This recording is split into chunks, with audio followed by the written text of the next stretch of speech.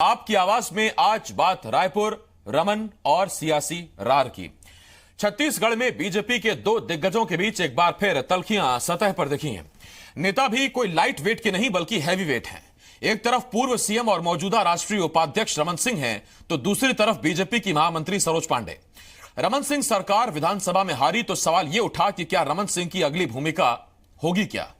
चर्चा इस पर भी हुई कि लोकसभा चुनावों से जुड़ी उन्हें कोई बड़ी जिम्मेदारी दी जा सकती है, लेकिन सरोज पांडे ने इस पर कुछ और ही संकेत दिए हैं। तमाम सवाल होंगे जिनके जवाब जानने की कोशिश करेंगे। कुछ मेहमान भी हमारे साथ जुड़ेंगे, लेकिन सबसे पहले आपको एक रिपोर्ट दिखाते हैं, यह बताते हुए कि जो खबर हम आपको दिखाने जा रहे हैं वो पूरी तरह से विश्वसनीय है।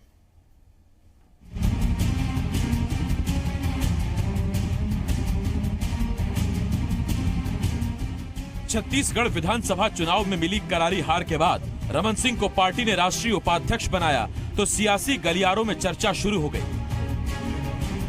कि क्या आला कमान रमन को रायपुर से दूर कर रहा है। हालांकि इस सवाल के जवाब में रमन सिंह ये कहते रहे कि दिल्ली अभी दूर है, लेकिन बिलासपुर पहुंची बीजेपी की राष्ट्रीय महामंत्री सरोज पांडे ने एक बार फिर इसी तरह के संकेत दिए हैं कि रमन और रायपुर में दूरियां बढ़ेंगी। दिल्ली की ओर जा रहा है क्या? नहीं, छत्तीसगढ़ में रहूंगा भाई। दिल्ली तो दूर है, अभी रास्ता निकलेगा कहीं न कहीं। दिल्ली की ओर जा रहा है क्या? नहीं, छत्तीसगढ़ में रहूंगा भाई। दिल्ली तो दूर है, अभी रास्ता निकलेगा कहीं न कहीं। अब तक आप रमन सिंह की अगुवाई में जाते रहे हैं, अब किसकी अगुवाई में? प्रदेश अध्यक्ष जी के नेतृत्व में जाएंगे और हमारे सर्वमान्य नेता नरेंद्र मोदी जी देश के प्रधानमंत्री हैं, हम उनकी अगुवाई में हमारे राष्ट्रीय अध्यक्ष अमित शाह जी के साथ में जाएंगे। प्रदेश में प्रदेश अध्यक्ष के नेतृत्व में जाएंगे।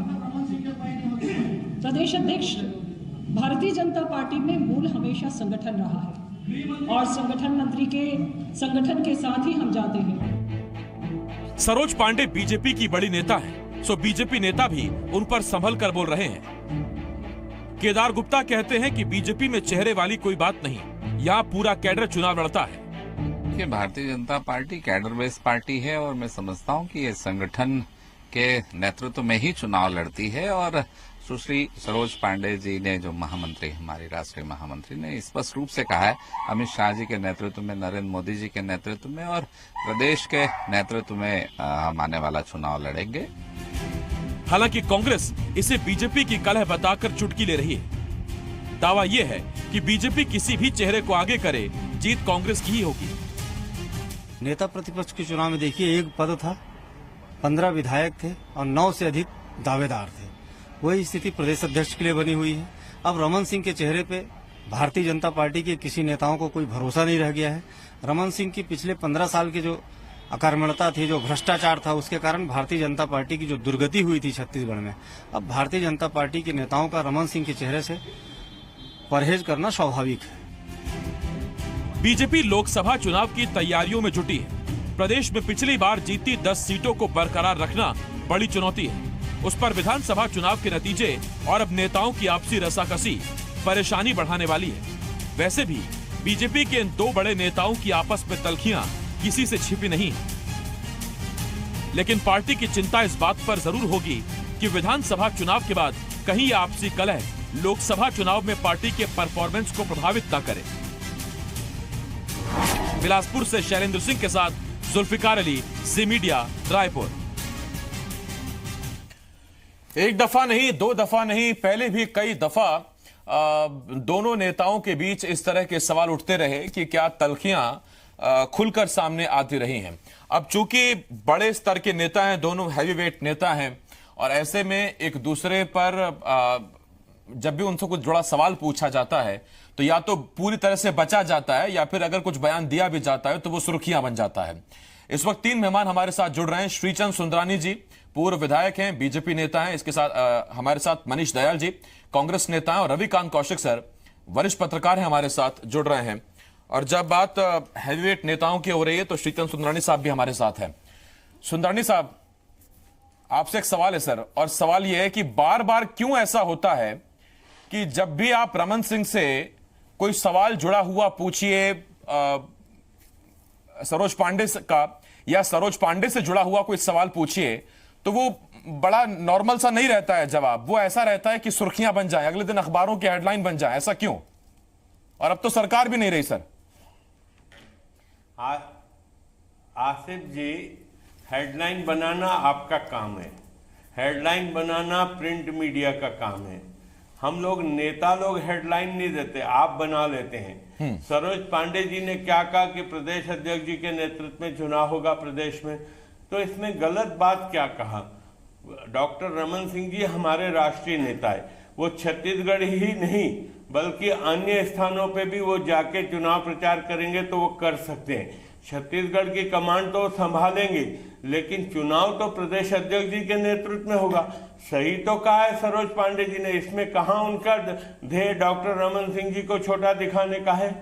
कहीं गलत नहीं है, व्यवस्था का प्रश्न है।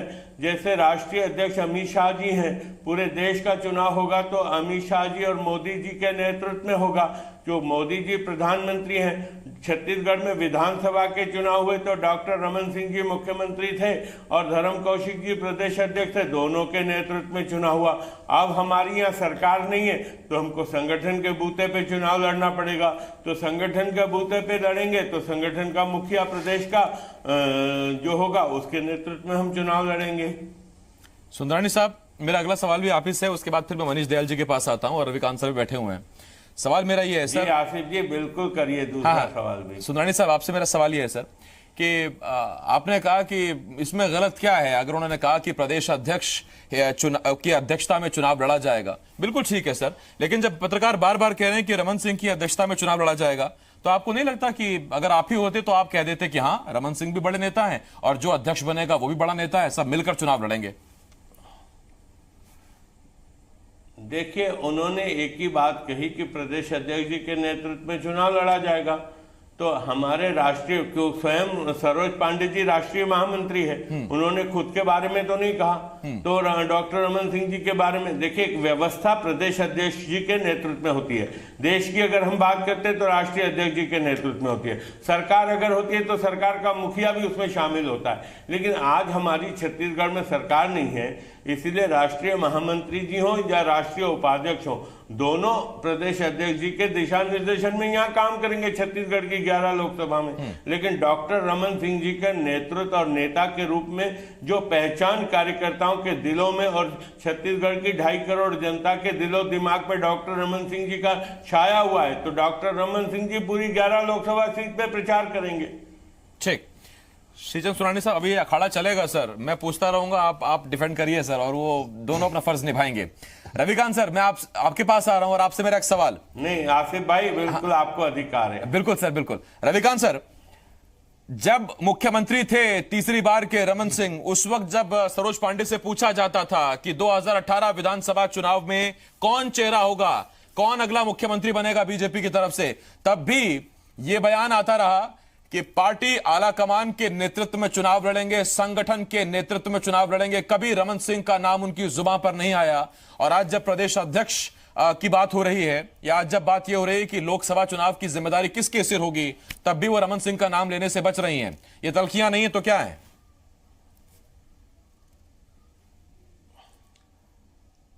श्रीचंद सुंदरानी जी भाजपा के राजनीतिक धर्म को अदा करते हुए जो कुछ कह रहे हैं, तो श्रीचंद सुंदरानी जी ने जो कहा वो सही मान लो। पर आप जो सवाल उठा रहे हैं, जिस एंगल से उठा रहे हैं, वो अपनी जगह पर 100% सही है। इसीलिए मैं सुंदरानी जी की बात को दिल पे नहीं ले रहा सर। पहले भी नहीं, आप दिल पे लोगे या मन पे लोगे, कहाँ लोगे, वो आपका अपना विशेषाधिकार है। परंतु मैं कहूँगा कि इस प्रदेश में रमन सिंह जी नेता रहे हैं, 15 साल तक मुख्यमंत्री रहे हैं, वो सब कुछ ठीक है।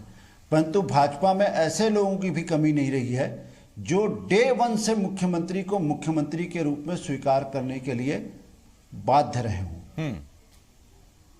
कई लोग हैं नहीं मानते रहे उनको डे 1 से नेता, परंतु पिछले चुनाव के परिणाम के बाद सबके साथ सबके विकास, 15 साल बेमिसाल सरकार के बाद जब 15 सीटों पर चुनाव में जब 15 सीटें जीत पाई, तो उसके बाद भाजपा के अंदर सरकार और संगठन चलाने को लेकर के कई तरह के सवाल कार्यकर्ताओं और इनकी जो बैठक थी उसमें उभर करके आए हैं।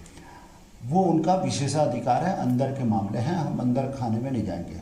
परंतु ये बात सही है कि अब भाजपा के अंदर सत्ता में जब तक थे तब तक भाजपा के अंदर की गुटबाजी या नेताओं के बीच की तल्खियाँ या मतांतर मनभेद की बात जो है उजागर नहीं होती थी, या फिर अनुशासन के चलते में चुपचाप रहते थे। परंतु अब ये उभर करके आने लगी है। जिस दिन से हार की समीक्षा बैठक हो रही है उस दिन से वो कह भी रहे हैं, कार्यकर्ता के मन की बात भी है कि जो लोग 2013 चुनाव जीतने के बाद जिस प्रकार से सत्ता और संगठन को वन वे चलाए हैं, इस लोकतांत्रिक पार्टी में सांसद और विधायकों की रायपुर से लेकर दिल्ली के स्तर पर कई सुझावों को अनदेखा किया गया। आनुषंगिक संगठनों ने मुंबई के अधिवेशन में जिन मुद्दों को सुझाव दिया था उनको अनदेखा किया गया। चुनावी वादे में कथनी और करनी में अंतर हुआ, उसके कारण से गांव, गरीब, किसान, युवा, बेरोजगार सबने नाराजगी जाहिर की। और तो और इन्हीं कारणों से भारतीय जनता पार्टी जो सुचिता, सुशासन, अनुशासन के लिए जाने जाती है, जिसे 1980 से लेकर के 2003 तक के भारी सफलता मिली, पिछले लोकसभा चुनाव में भी भारी सफलता मिली, परंतु केंद्र और राज्य में जब इनकी सरकार आई और उसके बाद इन्होंने जो वादा खिलाफी जो शुरू की, उसके कारण इनके खिलाफ जो वातावरण बना और उससे इनका कार्यकर्ता भी आहत हुआ। और विशेष ठीक है सर, ये वो तमाम फैक्टर्स रहे, चीजें रही मुख्यमंत्री जिसका खामियाजा सरकार को भुगतना पड़ा। मैं आता हूं सर, तो एक सेकंड मैं कहूं। जी। जब रायगढ़ में पूर्व मुख्यमंत्री डॉक्टर रमन सिंह ने अपने कार्यकर्ताओं से कहा था कि कमीशन खोरी बंद कर दो, और अभी जब बैठक के बाद माननीय धर्मलाल कौशिक, इनके जो नेता प्रतिपक्ष हो गए हैं और प्रदेश अध्यक्ष हो गए हैं, उन्होंने जो बात कही उसके बाद कार्यकर्ता और विधायक और पूर्व विधायक और पूर्व मंत्री जिस प्रकार से बोल रहे हैं और माननीय सरोज जी जिस प्रकार से कह रही हैं, तो वो कहीं ना कहीं पूरी की बातों को खोल दे रही है। वो भले अब ढकने के लिए सिंचन जी बहुत होशियार हैं, बहुत जिम्मेदार नेता हैं, वो जो कह रहे हैं उसको मान नहीं, खुले तौर पर सर खैर बीजेपी में चीजें सामने आती नहीं है, इसे पार्टी अनुशासन कहती है। अभी हाल ही में साहू साहब ने एक बयान दिया तो उस पर भी श्रीचंद सुंदरानी साहब ने बड़ी विनम्रता से कहा था उनको कि पार्टी फोरम पे रखिए ये बातें, खैर सामने मत लाइए। पार्टी चाहती भी है कि चीजें खुलकर सामने ना आए। तो बहुत अच्छा दे देते हैं, हाँ सर, कहते हैं कि खुलकर सामने ना आए चीजें, और बाद में कहते हैं कि हेडलाइन आप बना लेते हैं। चीजें सर आप छिपाते हैं, बाद में कहते हैं कि हेडलाइन आप बना लेते हैं। ढूंढनी पड़ती है सुंदरानी सर, आपको पता है, आप छिपाते रहते हैं। आपने दिल पे ले लिया आसिफ साहब, आपने आसिफ साहब दिल पे ले लिया। आपको दिल में लिया सर, आपकी बात को दिल पे नहीं लिया। मनीष दयाल साहब, ये कुछ चीजें, अरे आप कितना डांटते हो हमको, हमने आज तक दिल में नहीं लिया साहब। मेरी क्या हैसियत सर कि मैं आपको डांटूं? नहीं, वो एक कहावत है ना। नहीं साहब, आप हमेशा सर आप सत्ता में थे, मेरा काम है आपसे सवाल पूछना, मैं आपसे सवाल पूछता रहा, उसे डांट मत कहिए सर, वो मेरे सवाल थे। आप अपना फर्ज निभाते हैं, मैं अपना फर्ज निभाता हूं सर। 15 साल सर, लेकिन आज आपने मेरी बात को दिल पे ले लिया सर। मैं कह रहा हूं मैंने आपको दिल में लिया, आपकी बात को दिल पे नहीं लिया। मनीष दयाल साहब आपके पास आ रहा हूं सर, जरा मनीष जी के पास आता हूं। मुझे दिल में रखिएगा मेरी बातों को। हाँ जरूर सर, बिल्कुल सर, आप ही रहेंगे सर, बातें नहीं रहेंगे। मनीष दयाल साहब आपसे एक सवाल है। बहुत सरल व्यक्ति हूं। हाँ बिल्कुल सर, मनीष दयाल साहब आपसे सवाल यह है मेरा सर, ये जो कला है, जब आप विपक्ष में थे तब भी आप इस पर सवाल उठाते थे और कहते थे कि पार्टी की कला है लेकिन पार्टी इससे बचती है। बीजेपी के बारे में बात कर रहा हूं, लेकिन सवाल इस बात पर भी उठ रहे हैं सर कि अभी तक आपके यहां से कोई नाम सामने नहीं है, उस पर भी सवाल उठ रहे हैं कि आखिर इतना वक्त क्यों?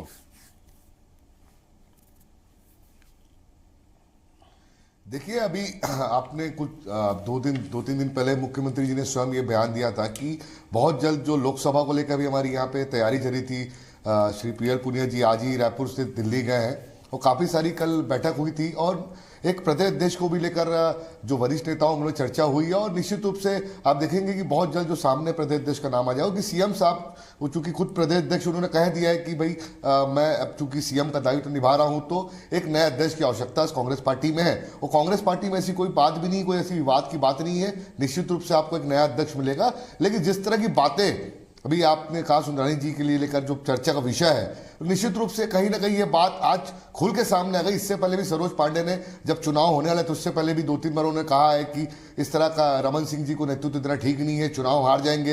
एक पर्टिकुलर एक सीट थी भिलाई की, उसको लेकर भी काफी हंगामा हुआ था, उसका भी आप जानते हैं कि काफी सुर्खियां बनी थी। और आज इस तरह का आज रमन सिंह की एक बाइट चल रही कि वो कह रहे हैं कि मैं छत्तीसगढ़ में काम करना चाह रहा हूं, और सरोज पांडे जी इस तरह से कह रही कि नए प्रदेश अध्यक्ष के नेतृत्व में चुनाव लड़ा जाएगा।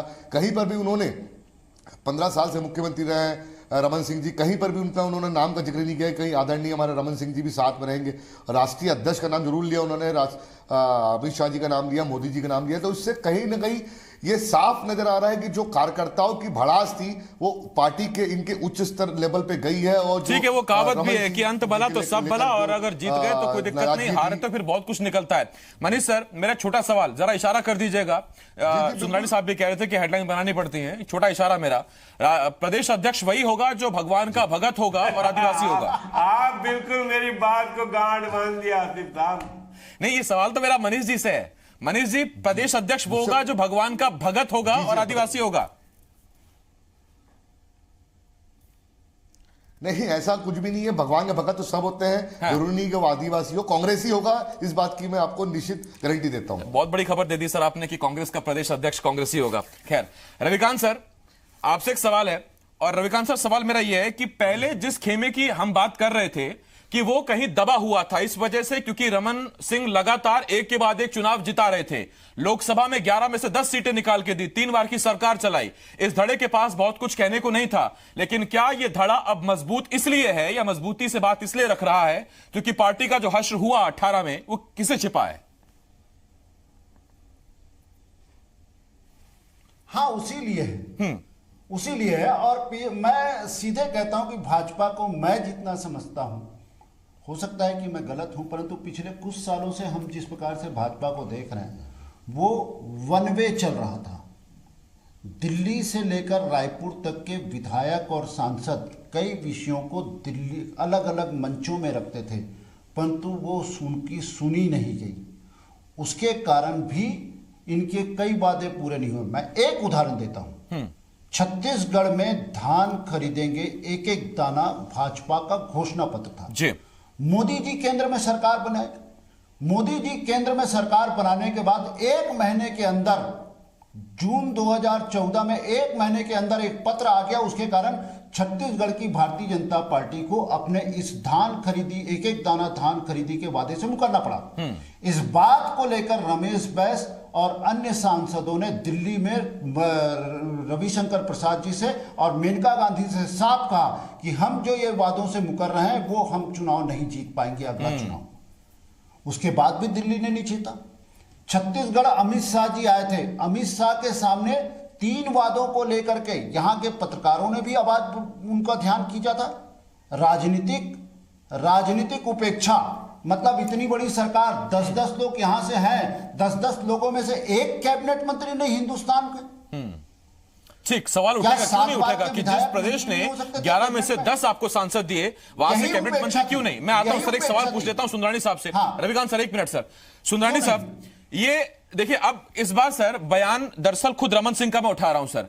आप मुझे बताइए, चंद्रशेखर साहू ने अभी अभी जो बात कही अभी चंद दिनों पहले, जिस पर आपकी प्रतिक्रिया भी आई और बड़ी सधी हुई प्रतिक्रिया आई, और उस पर मुख्यमंत्री रमन सिंह का यह बयान था कि अब चूंकि हारे हैं तो सबके ज्ञान चक्षु धीरे धीरे खुलेंगे। इसका मतलब यह संदेश वो भी दे रहे हैं कि ठीक है, वो धड़ा सक्रिय हो गया है मेरी हार के बाद, और अगर मैं जीत जाता तो यही धड़ा चुप रहता। देखिए, हर दल में 2-4 लोग होते हैं हमेशा नेतृत्व। हाँ, धीरे धीरे आप आ रहे हैं सर, आ रहे हैं।